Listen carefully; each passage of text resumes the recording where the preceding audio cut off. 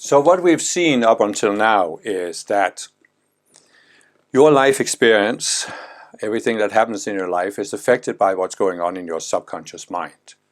And one of the first videos I talked about how the equation of your life is you have external circumstances plus the internal circumstances that affect your life experience.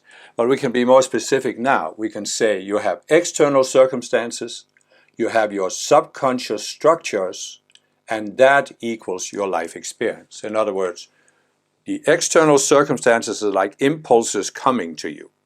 And you can consider it in a certain mechanical way by saying it's just like energy waves, like light, visible light that's coming towards your eyes. And in front of your eyes you have a complicated set of glasses. It's like a kaleidoscope where you know that when you turn this tube, there are glass pieces that are rearranged in different ways and it can form these intricate patterns. And it's the same thing in your subconscious mind. It's like this kaleidoscope, and it can change and adapt to different situations. And so you are seeing the light that's coming from the outside through that kaleidoscope, and that determines how you actually experience life and how you feel about life. So in this video I'll talk more about these subconscious structures and how they are created. So I'll use two analogies here. An analogy is of course just meant to illustrate a point, not necessarily be taken completely literally. But let's just go back to your childhood. Most likely, like most people at least, we learn to ride a bicycle at a fairly early age.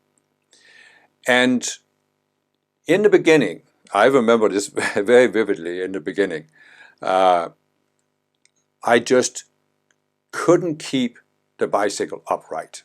I fell over to that side, I fell over to that side, and there was a point where I seriously considered giving up on riding a bicycle, thinking this is just impossible, I'm never going to learn this. And I got frustrated and angry and this and that. But of course I knew, because I could see that I had to learn how to ride a bicycle. This was back in the 1960s where everybody was riding bicycles, so I have to keep going, and my dad pushed me. And so one day what happened?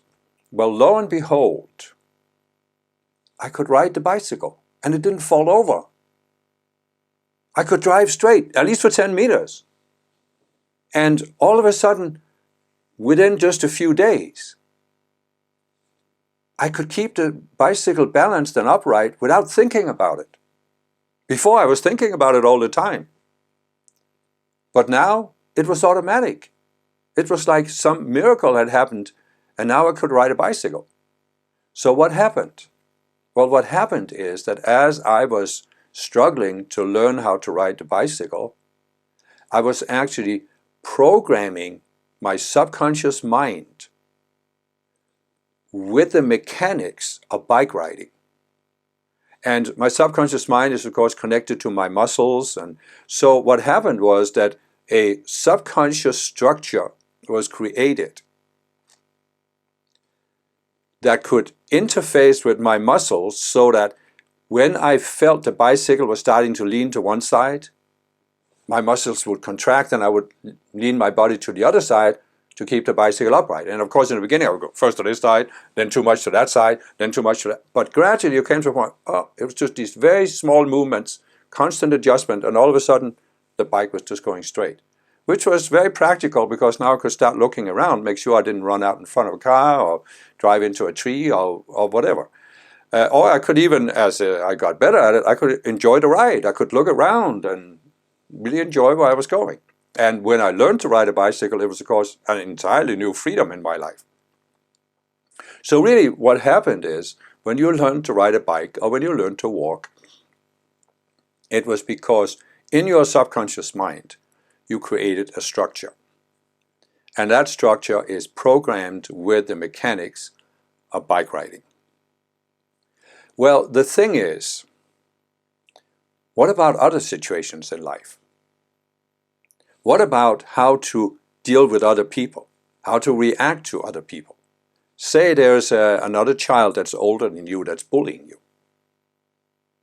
What happens when you are dealing with that kind of a situation? Well, doesn't it stand to reason that you are also in that situation creating a subconscious structure for how to deal with this situation? And so, to illustrate that, let's take another analogy. Right now, you're likely watching this video on some kind of screen. Could be your phone, but a phone is actually a computer, portable, small computer. So what is a computer? Well, a computer has an operating system. That's the overall functioning of the computer. But within that operating system, it has a lot of individual programs for performing specific tasks. So you have an individual program that plays videos on the screen, displays them on the screen. Have another one that can do word processing or a spreadsheet or whatever it is you do on computers. So as we are born, we have a certain operating system in our subconscious computer that we take with us. It's something we come into this lifetime with. But as we grow up, we are creating these individual programs in our computer's memory, on the hard drive or whatever it is. And they are directed or adapted to specific tasks. So let's just take one example. As a child, young child, there was another child that was older than you, stronger than you, that was bullying you, teasing you, making you feel stupid, putting you down. Now, you were pretty powerless in that situation. You couldn't beat up the other child. Or maybe you didn't even want to. So what did you do? Well, you couldn't avoid the child, or you could at least try, but you couldn't always avoid it. So you had to create a subconscious computer program for how you deal with an abusive person. So you think about this. Let's say you've had a computer for a number of years, right? And at one point in the distant past, you installed a program on that computer. But you haven't cleaned it out. It's still sitting there on the hard drive. So what's waiting? What's the computer program waiting for? It's just waiting for you to choose a certain icon and click on that icon, and then it springs into action and does what it's programmed to do. Well, let's say you at 5 years old created a subconscious computer program for how to deal with a bully. And then, after a few years, you got bigger, you didn't let the bully you, or the bully moved away, or whatever happened. So by the time you were 7 or 8 years old, you no longer needed that program. But it's still there. So now let's say today you're 30 years old, you get a new job. And here's a supervisor or another employee who's starting to bully you. Well, how do you deal with that situation? Well, what happens is, when you're exposed to bullying, it's like clicking on that icon on your computer screen. And the program you created when you were 5 is now activated. This is the How to Deal with Bullies program.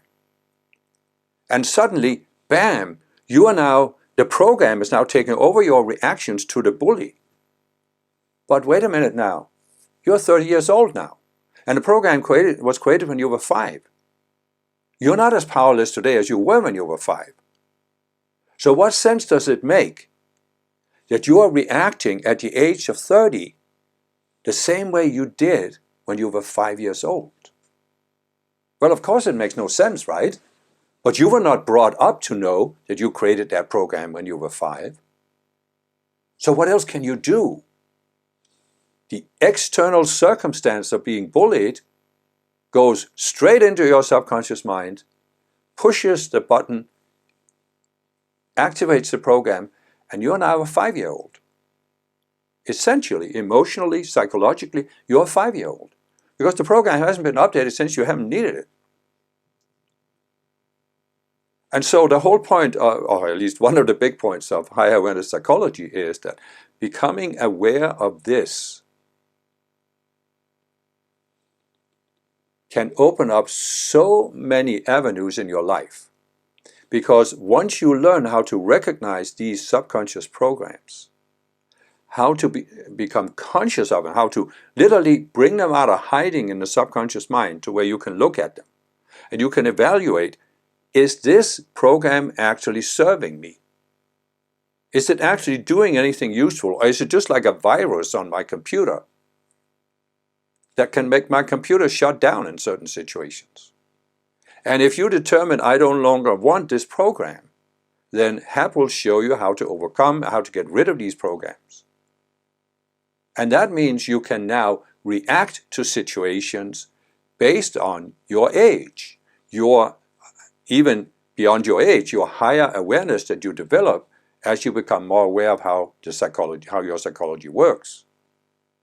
And this gives so many opportunities. It opens up so many avenues in your life.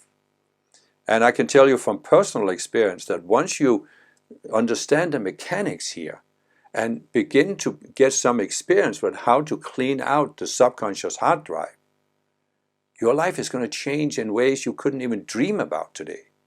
I've seen so many people. I have been involved with this kind of work for 48 years now. And I've seen so many people over the years who also changed their life and who overcame these, reactionary patterns, these bad habits that they have had since childhood in many cases. And it's just amazing how your life begins to shift. I'm not saying it happens all at once, but little by little, your life shifts. And sometimes it does feel like a big breakthrough because, let's say you have a particular subconscious program that's activated in many situations. Let's say you have a certain person that's constantly pushing your buttons and making your daily life miserable. And suddenly you learn how to remove that program so the person, there's no longer any button to push. You don't have a reaction to the person. And in many cases, the person is going to be really, really surprised. How come I can't push his buttons anymore? How come I can't manipulate that person anymore like I used to? And in some cases, that will cause the other person to change their behavior, because now they no longer get out of you what they used to get out of you. Maybe you will then have a better relationship. In other cases, you might find that you're no longer exposed to that person. They just sort of disappear from your life. This has happened many times to me. When I overcame something in my psychology, the people who were used to using that subconscious program to manipulate me, they just sort of faded away. But there are also other situations where I haven't been able to get away from people, but they no longer bother me, so what's the big deal? So this is what HAP will show you how to do. Now, just to complete this topic about how these subconscious programs are created. So far I've said that they are created in situations where you gradually create them, you gradually react to these situations. But there are, of course, certain situations that are so dramatic, so difficult, which is normally what we call trauma, where a subconscious program can be created instantly. A very, very dramatic situation happens and instantly a subconscious program is created. Just in order to help you survive psychologically. And of course, what HAP will show you is also how to deal with this, because essentially you could say a subconscious program is a program. Whether it was created gradually over time or whether it was created very abruptly, it's the same structure, it's the same mechanism, it's really the same way to deal with it, although obviously if it's a program created through trauma, it's more difficult to deal with because there's usually more of an emotional charge involved with it that can make it more difficult to look at it and to see. But HAP also has some tools and techniques for how to deal with the intense energy associated with trauma. And they can actually help you even overcome the more gradually created programs, because there's also a certain, like say you were bullied over time and you built this program over time, there's still a certain emotional charge, a certain emotional energy associated with that. So HAP has tools and techniques for how you can deal with that also.